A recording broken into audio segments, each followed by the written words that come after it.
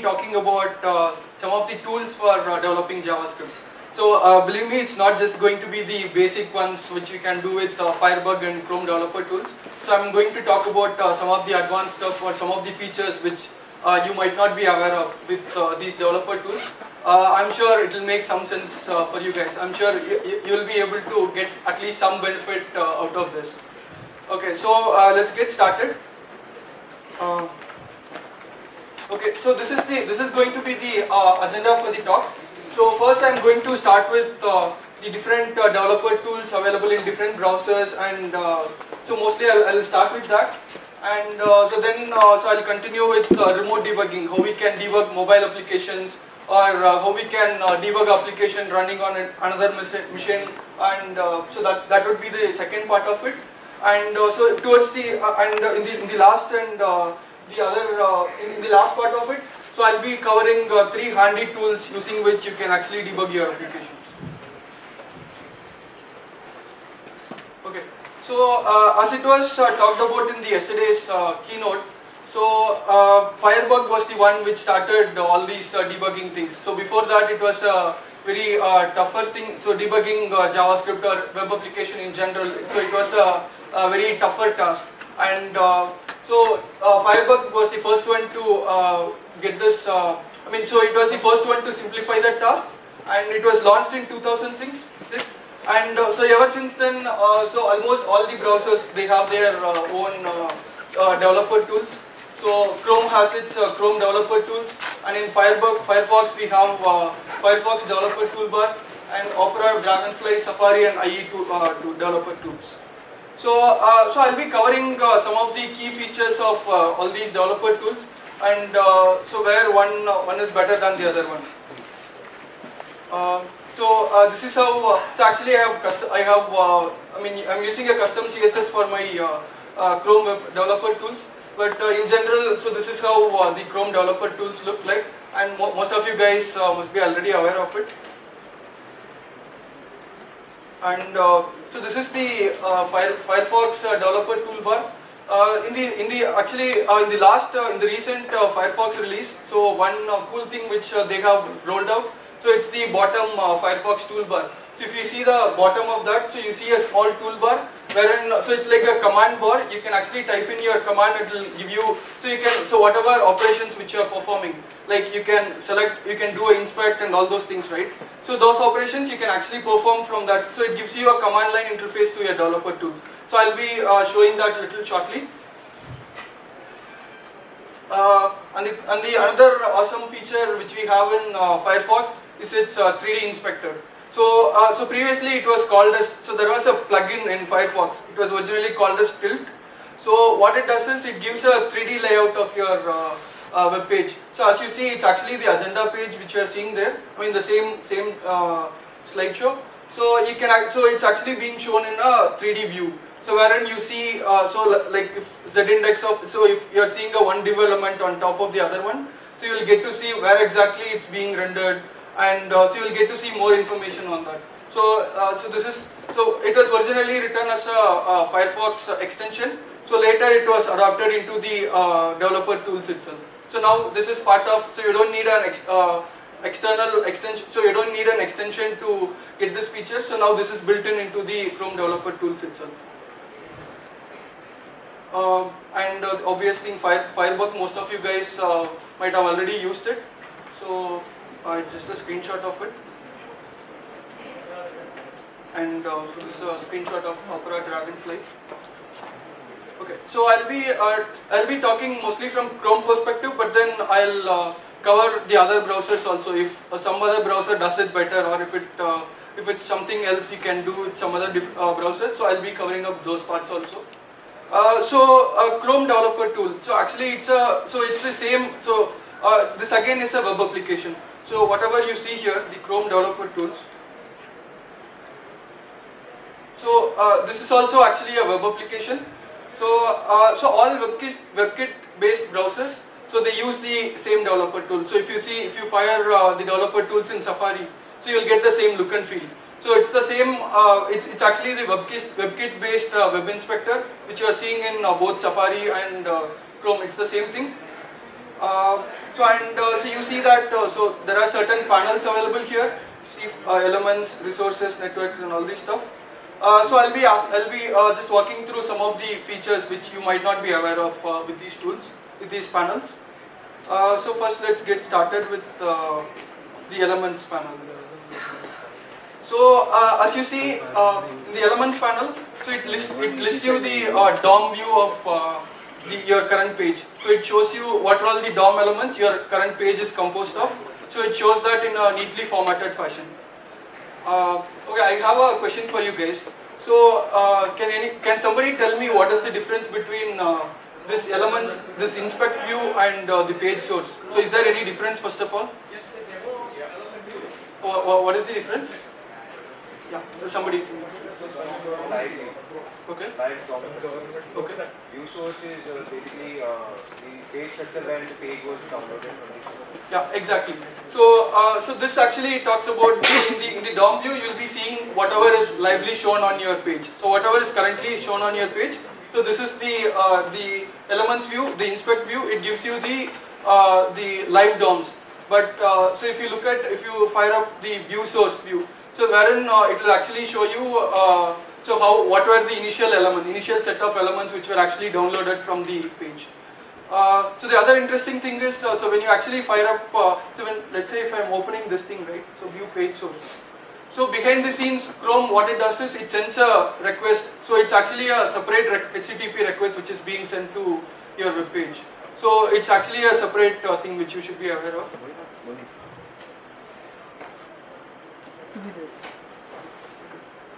It's coming back here. So the first thing is, so it provides this DOM view option.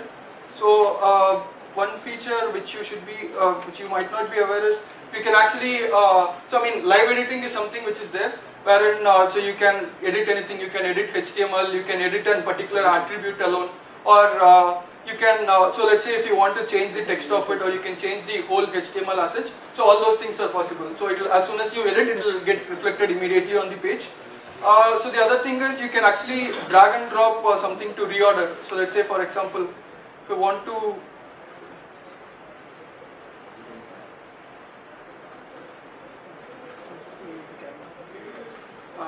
for some reason it's a little flaky, it's not allowing me to drop in there, but it provides an option to so rearrange your DOM contents. So this will be very useful when you are designing your page.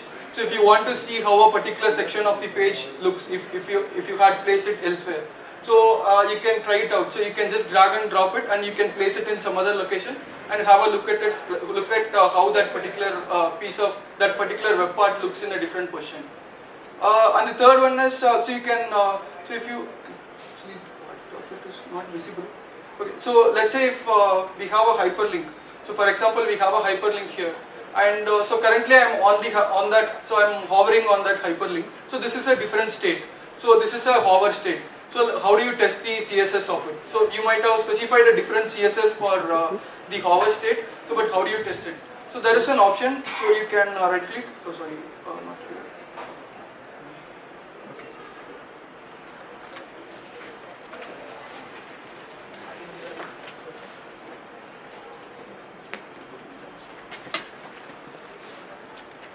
So there is an option called force element state. So wherein you can specify which particular state you want to test your particular element. So if you are testing the hover state, so it will by default show that underlined thing. So if you are using a custom styles and other thing for your any of these states, so this is a handy thing for testing out your page. And so the other cool thing here is you can copy the XPath. So this will be really useful. Let's say if you are writing a user script for your web page. Let's say you have a Facebook. You're looking at Facebook.com. And you want to customize some part of it. Let's say you want to build a filter functionality, or you want to filter out you want to hide certain portion of. So like if you, for example, if you don't like the ticker on the right side, and you want to hide it altogether. So what you would be doing is you want to inspect that thing, and you want to get hold of it. So this copy XPath is a useful thing, wherein it will give you the whole XPath to select that element, and you can use it to get a DOM object to that thing. And some other features which are available here are like, so you can break on subtree modification. Like in most of our modern web applications, So we do lots of DOM manipulations from our JavaScript code. And so we want to set some breakpoints whenever some module, so you might be having multiple JavaScript modules and both might be operating on the same DOM element, and you want to see whenever if some guy changes that thing. So these are all some of the options for you to break on subtree modifications. So whenever the DOM modifies, so you will get it will actually break at that point. And some of the other cool features here are it has this autocomplete option. So you can just type, so it shows all the possible values. And so when you are, so you can just type tab to actually go around the list of properties. And when you do a control space, actually it shows you with the list of possible values also.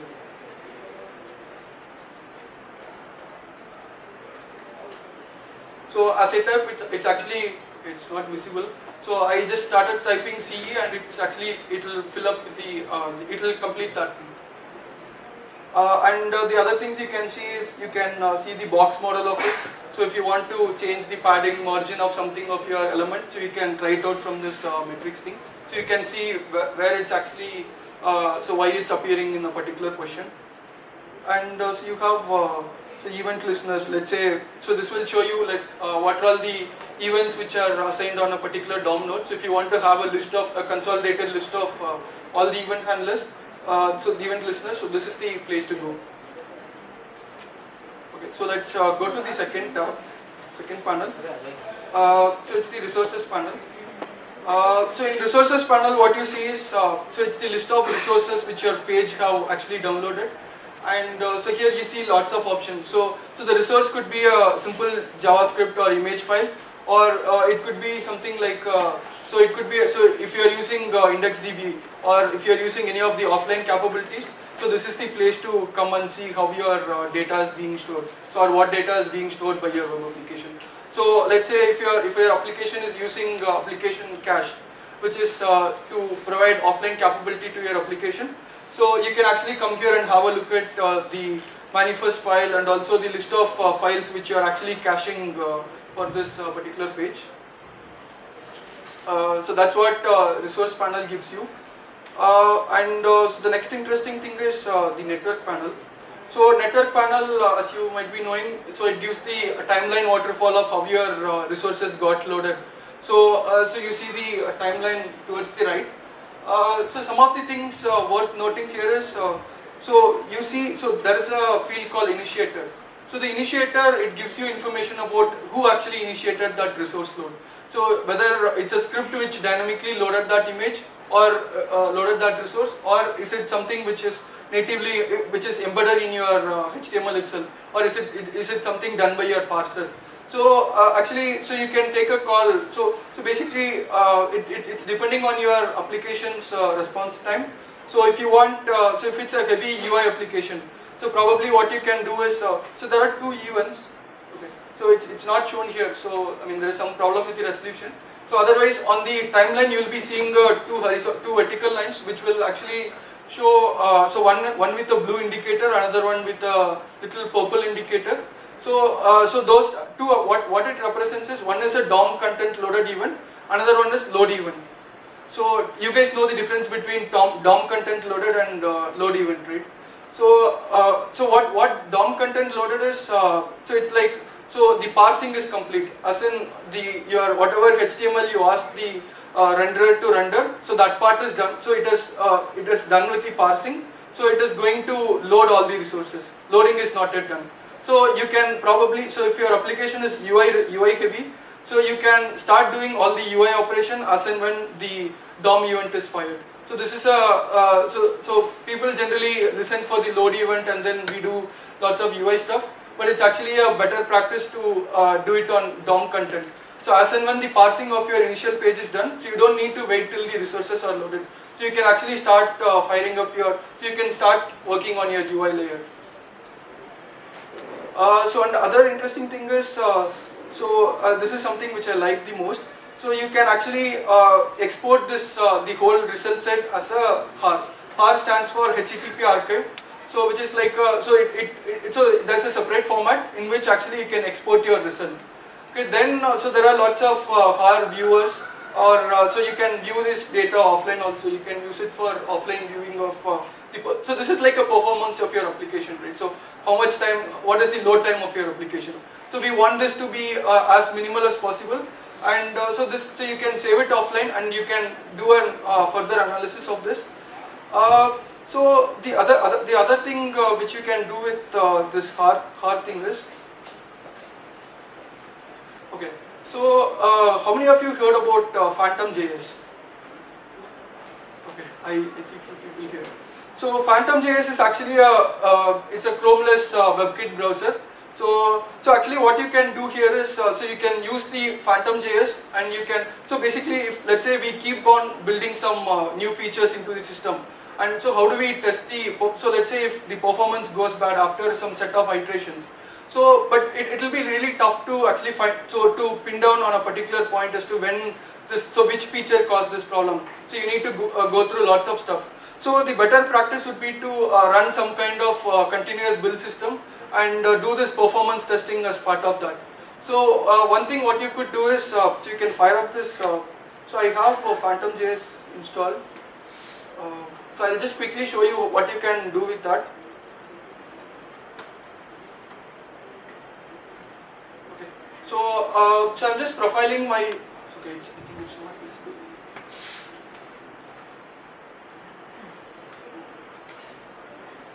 Okay. I'm just running, so is it visible in the back?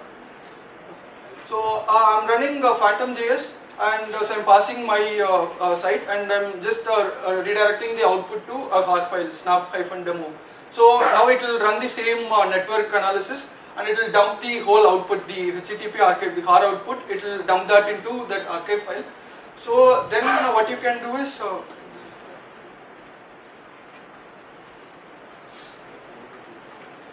it will actually take a while to analyze your page. So it will do the same thing whatever we were doing from that network panel. So it does it using that. Okay, it's completed now. So if you guys want to have a look at it, I can actually show you the format. So this is how actually it looks. So it shows you, even I don't know it completely, I haven't looked into it much.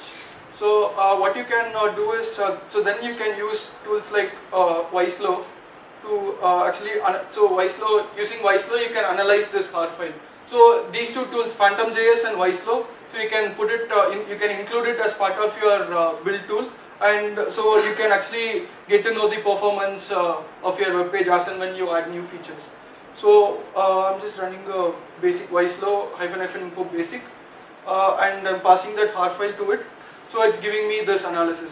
So this is a basic analysis, one-line thing. So it's showing, so the rating of my page is, it's actually B, so it's giving the rank. So the points I've got is 81, and it will give you some. So whatever you get it in the Wiselo, so if you are analyzing it manually, whatever you get, so this is the same thing. So then you can write a simple parser on top of this thing, and you can. So you can set an expected value. If something is going beyond that, you can either notify the person who had committed something, or you can follow up with the person who is working on that build. I hope this integration with Phantom.js and Wiselo is clear. You guys have any questions on this?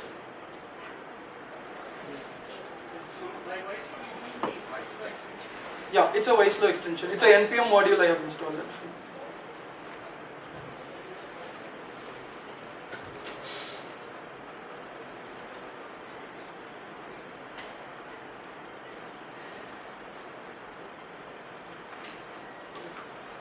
So let's move to the next tab, which is the sources panel.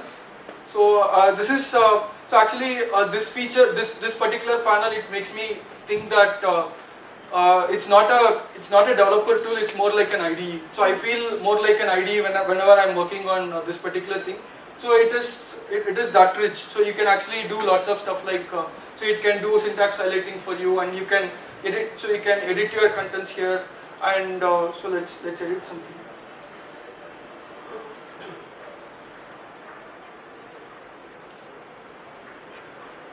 So okay, before that, actually you see that, so on the left, so it shows So you have two tabs here, source tab and content scripts.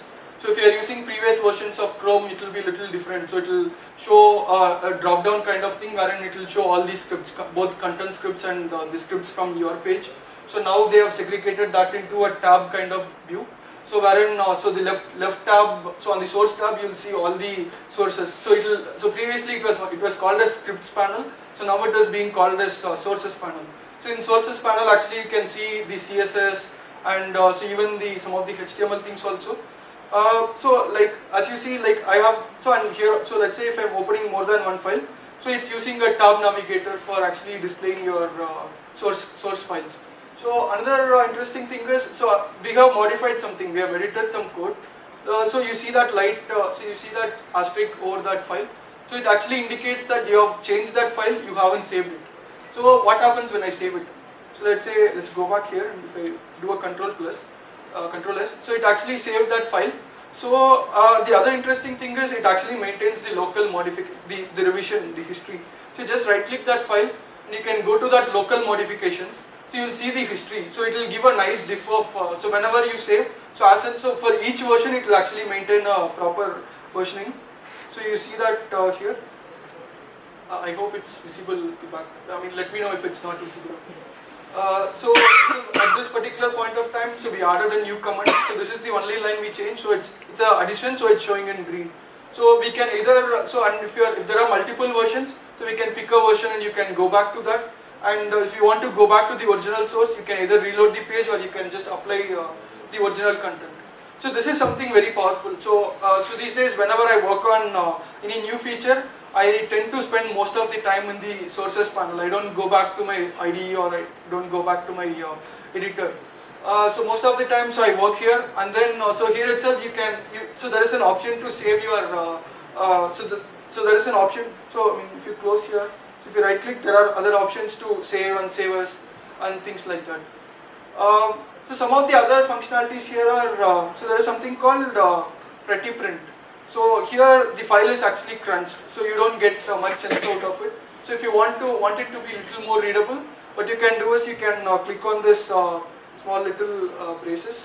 So when you click on it, it will actually nicely format it for you and put it in a much better readable fashion.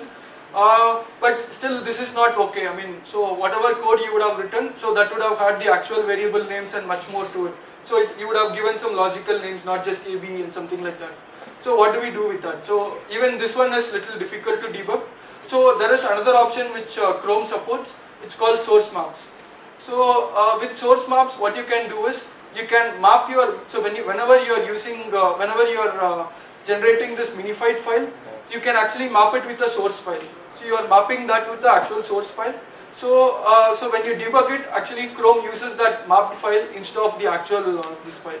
So that way, so it will be easy for reading, but the actual code will be running using that min.js. So whatever minified.js will be used for the actual rendering of the page and actual page, but then just for this debugger purpose, the mapping file will be used. I'll just show a quick demo of that.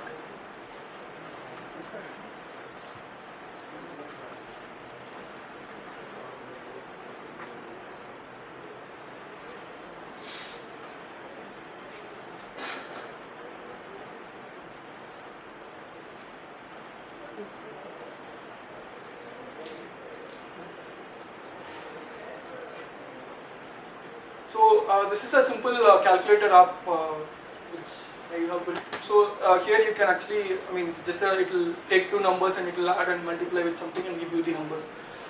So if you look at the source, or if you look at the, if you inspect this page, if you actually see that, so it's using the calc min.js. So if I open it in new tab, so this is the actual file. So it's actually in a crunched format. And so you see that last line there. So it's actually, it says that, so this is the, so you have to, so there are two ways in which you can specify Chrome that this is my source map file. So one way is actually using this source mapping URL. So the other way is actually by specifying a header. So whenever you are responding back, so whenever your server is responding with this JS file, so in the response header you have to add a particular I mean, that's a header which you need to add to specify the source map URL. So I'll show you. So actually, so to get this feature to work, what you need to do is so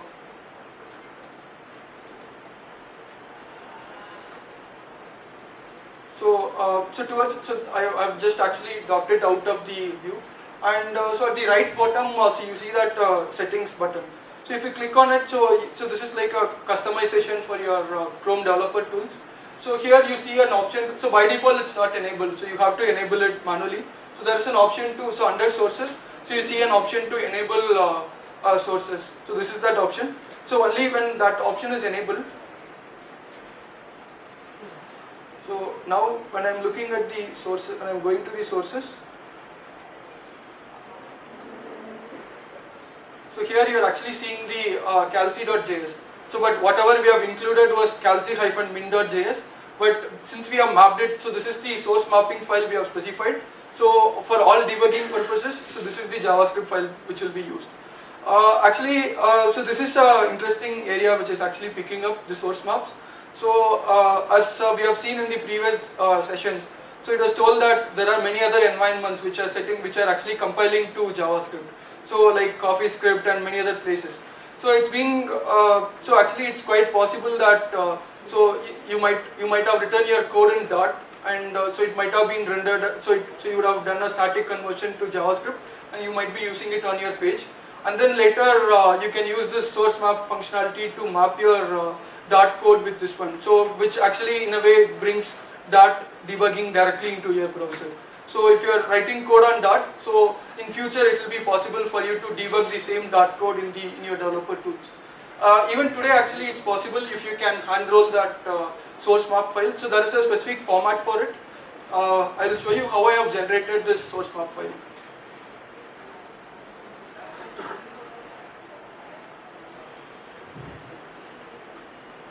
So Google has something called Google Closure Compiler.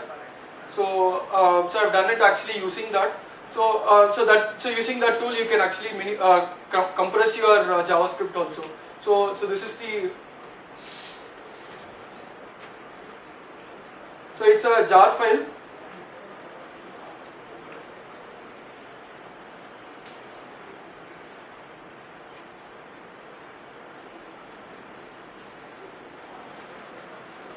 So to that jar file you specify what is your source JavaScript and what is your minified JavaScript file, and also you can specify what should be the source mapping file name.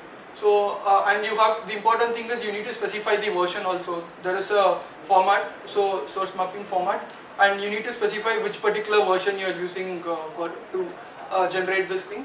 I'll show you the generated file also.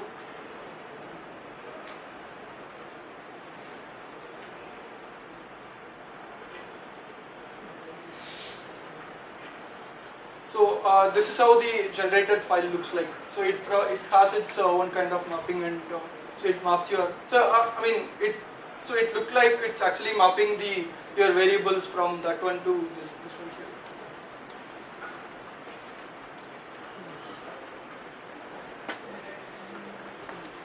So apart from this, so this debugger provides all the standard debugger functionalities, like you can set breakpoints, you can set conditional breakpoints, and so you can even break on Ajax calls. You can actually set that whenever Ajax call is being made to a particular URL, so you can break on that.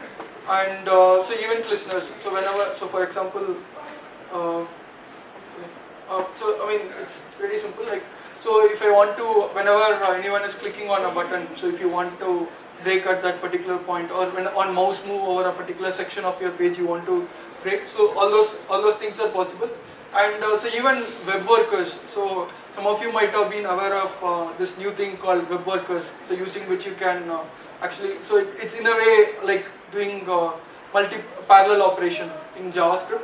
So even even workers can be debugged using this Chrome developer tools. And coming to exceptions, actually, so there is this option. So wherein so it says that so by default it won't pass on any exception. So if you want your code to pass whenever there is any on occurrence of any exception, so you can click on this thing. So it provides different options. Like so now it's actually so if you click on it first time, it's saying that you're passing on all exceptions, whether it's a handled exception or unhandled exceptions. So in all the cases, this code will be passed at this point. So otherwise, so there is another option. So if you want to break only at unhandled exceptions, so you can use this other option. So you can actually get more information whenever any exception happens. You can just pass at that point, and you can get more information about that. So you can see the call stack and other stuff on the right side. Okay, let's move on to the next tab. So the next one is timelines panel.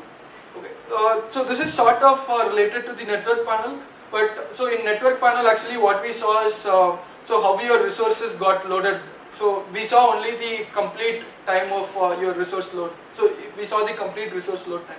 But this one actually gives a bit more breakdown time. So you can see actually how much time is spent in loading and how much time is actually spent in rendering. So at times, so you might be loading a smaller image or some smaller piece of code, but it might take some larger time to render it. So this gives a complete picture of where the actual time is spent. So you might be thinking that your resource, it's a small resource. Ideally, you might be expecting it to render it pretty smoothly. But so sometimes it happens that so the rendering might be taking time. So this tab actually gives a clear picture of so where the time is actually spent. So in profiles tab, so this is an interesting tab.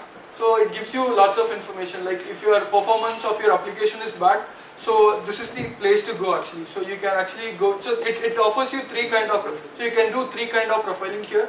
So the first one is JavaScript Cpu Profiling.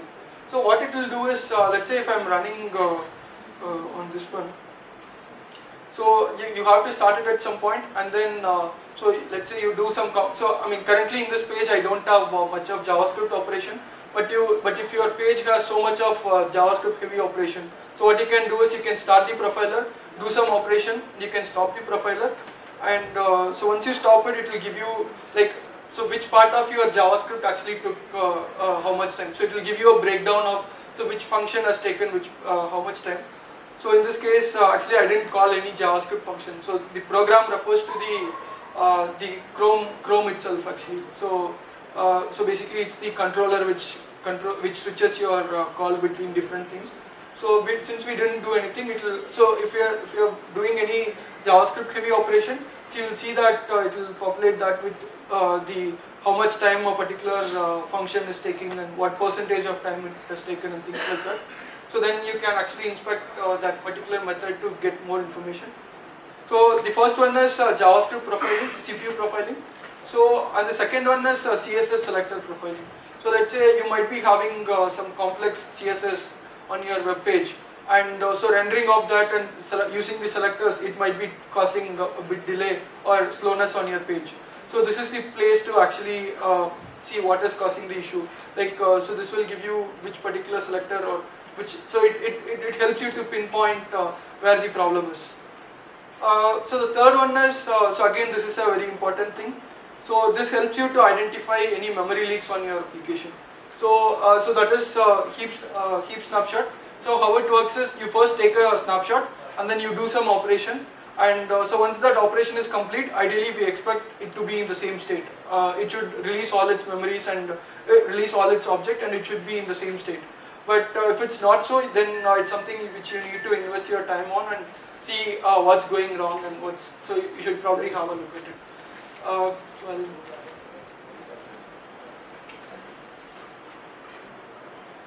So first it has taken a snapshot now. So if you see here actually, so it will show how many number of. So let's say if you are having a prototype called car or something, so it will show you how many such car objects have been created. So it will show you all the counts of. It will show you the number of objects. So as you see here, this column indicates the objects count. Ideally we expect, so if it's something which is created by us, we would expect that count to be less. So or sometimes after releasing the object count, so we might want that count to be 0, but if it's not happening, then it's something which you have to look at. So this is the first snapshot I've taken. So then what you do is you do some operation on your page, and you can go back here and take a snapshot again. So now then you can actually compare these two.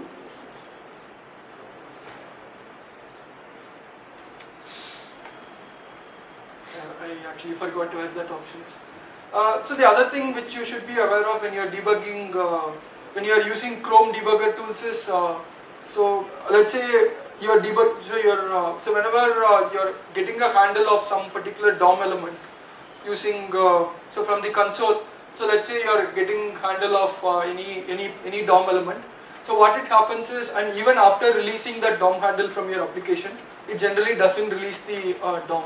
So even though from your application actually you had released the handle to that, but since you had consumed that from your console, from the debugger console, so even though your application had actually released that memory, but you had referenced it once from your debugger, so it will actually still continue to hold reference to your object. So for that reason, sometimes you might see that the object might still show up in the snapshot even after releasing it.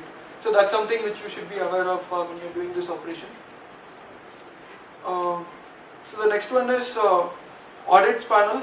So this is more like, so what it does is it analyzes your page and gives you some information about how you can improve the performance of your page. So it's saying that I can gzip a particular, so it's saying I could have done gzip compression of these two files. So it gives you some, so it validates your page against some set of rules, and so it will give you some information to actually tweak your page performance.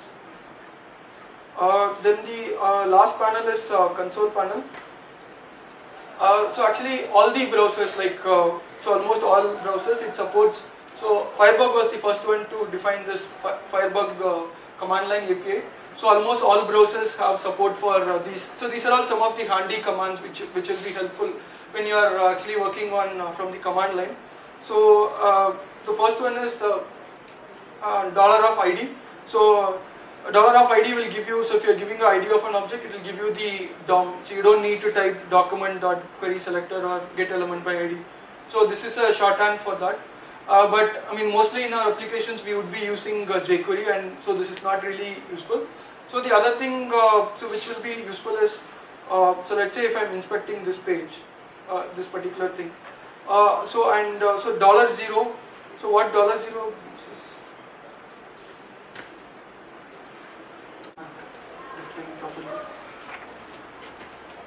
$0 is supposed to give the last inspected element. Let's say you're inspecting so many elements, and after that you move on to some other thing. So $0 is supposed to give you the last inspected element, and $1 will give you the previously inspected element. And if you want any so in your hierarchy, so it will maintain a history of items which you have inspected. So you can use the $n and the index. So actually the $n index, it doesn't work in Chrome, but it works in Firebug, and even Opera it works. So the other options are copy. So let's say you're inspecting a particular element, and now you want to copy it to your clipboard. So the copy command is a quick shortcut for actually copying the currently inspected element to your clipboard. So then you can use it elsewhere. So the next option is, so there are other cool things like debug and undebug. Again, this is not supported in Chrome, so it's supported in Firebug. So what it does is, if you specify a function, so it takes a function as a parameter. So when you say debug some function, so whenever the execution of that function happens, so it adds a breakpoint to the first line of that. So it adds a breakpoint at the first line of that function, and undebug is for actually removing it. And you have monitor and unmonitor. Again, it does the same as debug, but instead of adding a breakpoint, it actually logs. So whenever a call is made to these functions, so it will add a log in. It adds an entry in your console. And monitor events, unmonitor events. So these are supported by Chrome.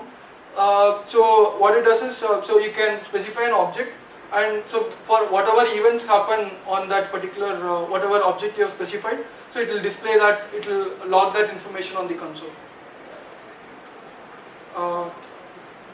Actually, we can skip some of the slides. So we'll talk about the remote debugging part. So I'll actually show you how you can debug your mobile application. So I have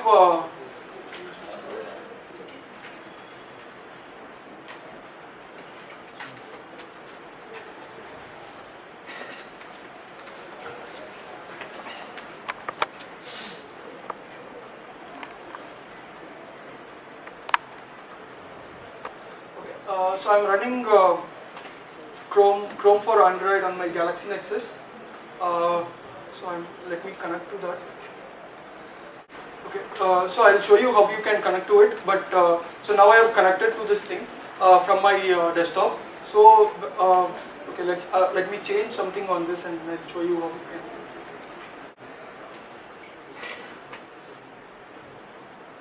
So actually I have changed the background color of this page from the console which I have connected to. So I have a debugger client running on my machine. So from that I connected to this mobile target, and so I'm able to, can you switch back?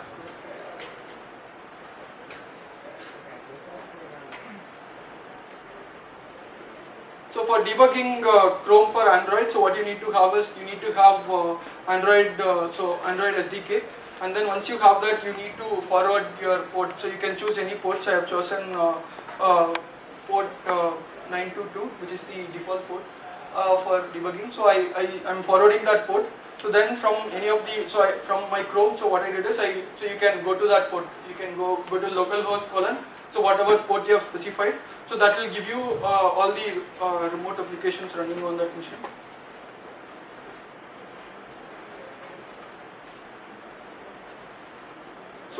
So this is how it looks. So let's say if I have more number of pages open on my Chrome for Android, so it will list all the pages here. So then I can click on a page to actually do anything. So if I clicking on this, it will actually.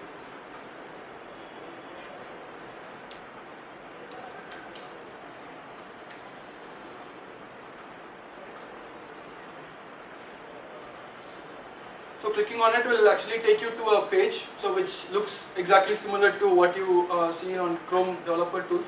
So as I said, this in itself is a web application. So this shows everything, but instead of connecting to your local, window, so it's actually connecting to a remote thing. So the other thing you should probably know about Chrome Developer Tools is it actually so it communicates with your web page using some WebSockets. So under the scene, it actually uses Chrome WebSockets and etc. to actually for any back and forth communication between your developer tools and the page. So it happens via XHR and WebSockets. So almost all browsers, actually Opera was the first one to support remote debugging. So nowadays even Firefox and Chrome also supports it. So in Firefox, again it's pretty straightforward here. So you just need to change a couple of config entries. So on your device, you just need to change this devtools.debugger.remote enable, and on your browser, on your Android or on your target actually. So on the target you want to debug, so you just need to set the other parameters. I'll probably skip this part. Okay, I'll talk about something. So far what we have seen is, so we have seen the developer tools, and then we have seen how we can remote debug. So the thing is, so you can remote debug applications only which are, so for example, so if you want to test Chrome for Android, so you can do it only from Chrome.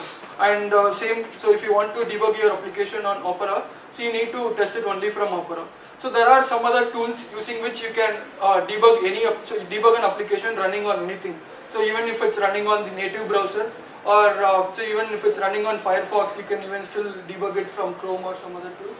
So there is something called Windry. So it's actually pronounced as Windry. So it stands for Web Inspector Remote.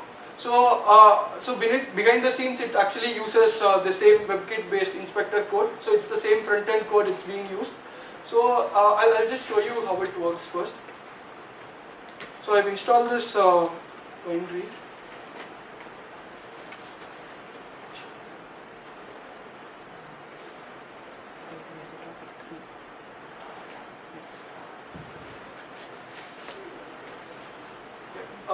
I've started this Windry server, so it's running on this port 8080. So what actually happens is,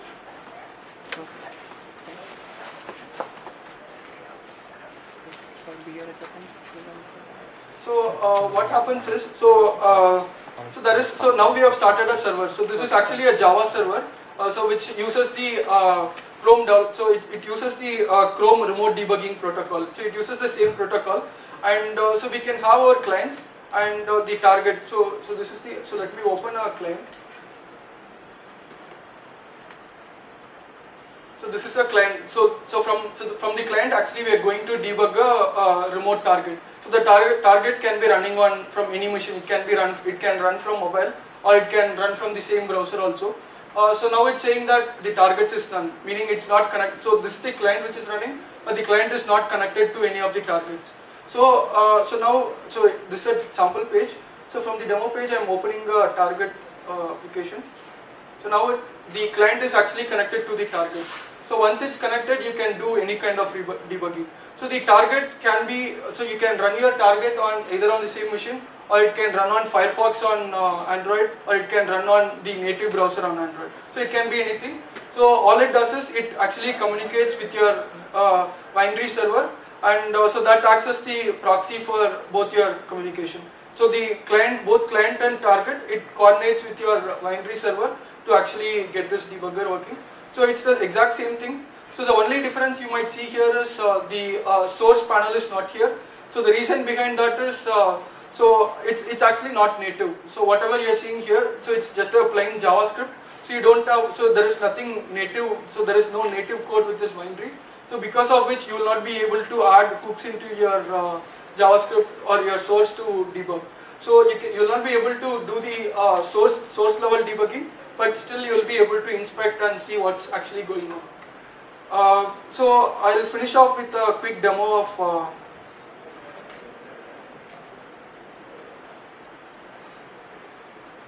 so this Windry provides lots of options, and it's pretty handy if you want to debug your application.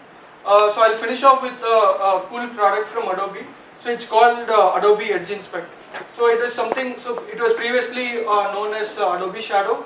So what you can do with this is, so you can connect, so using this Adobe Shadow, or it's now called as Adobe Edge Inspect, so using which you can connect multiple devices to your, so I have my Adobe Edge Inspect running on my machine. So I have,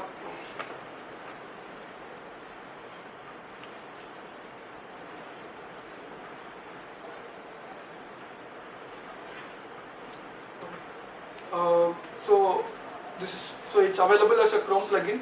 So it's actually running now. So it's waiting for connection. So what I can do now is I'll just connect to, yeah.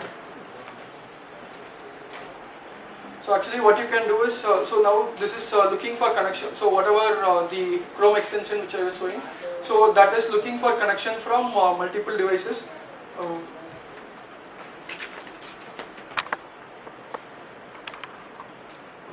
So it's connected now. So what it will do is, now whatever page I'm opening, so I'm just opening google.com. So it will show it on the other devices also. Let's say if I do it on my iPod Touch. So for whatever devices which are connected to your, so you can do it for your tablet, or you can do it for your Android phone. So all the devices which are connected to your this Adobe Edge Inspect. So you can actually see how it looks on different form factors at the same time. So one thing you can do is you can see how your application looks on different things, and you can actually remote debug your application. So so this uses the same, so behind the scenes it's running Windry. So Adobe.com hosts a Windry instance, and it uses Windry to actually debug your application. So I mean once, so actually it's not showing up that option here. So you can actually, so the first thing you can do is you can do a synchronized browsing, so that you can see how it looks in other form factors. The other thing is you can do a remote inspect of so you can choose a particular device and you can inspect that device alone. And the last thing you can do is you can take screenshots of different devices. You can, so it will send a request to other devices, and the devices will respond back with the screenshots.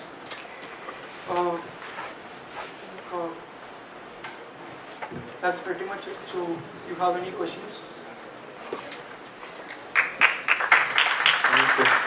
Actually, you can do lots of cool stuff with this Adobe Edge Inspect. Like, so it has support for JS bin. So for example, if you are looking at some of your code which you have written in JS bin, and if you are looking at it from your desktop, so instead of actually showing the same page on the mobile, it will actually show the output of your JS bin on the devices. So that's what essentially. So you don't want to write code on your mobile devices. Instead, what you want is you wanted to see how it looks on your different devices, different connected devices. So that's exactly what these guys have done. And there are lots of other cool things also. I'll share this site, so maybe you can go through this link and read more about it later. Questions? Any questions?